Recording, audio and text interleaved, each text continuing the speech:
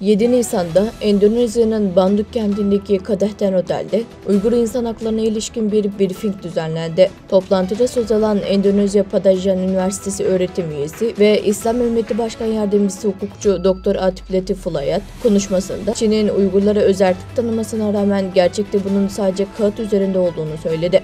Uygur topraklarına işgal politikası insan haklarına aykırıdır. Açıkçası bu, Çin'in işgal politikasının bir parçası. Bu, Uluslararası İnsan Hakları Sözleşmesi'ne aykırıdır. Uygur bölgesi, Birleşmiş Milletler Güvenlik Konseyi'nin 5 üye ülkesinden biri olan Çin tarafından işgal edilmiş durumda.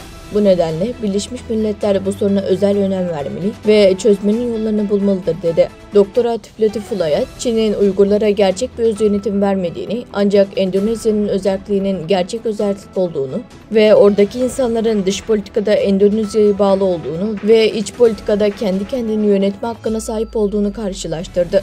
Çin, Uygurlara gerçek bir özerklik vermeli ve Uygurlar din özgürlüğüne, ifade özgürlüğüne ve öz yönetim hakkına sahip olmalı dedi.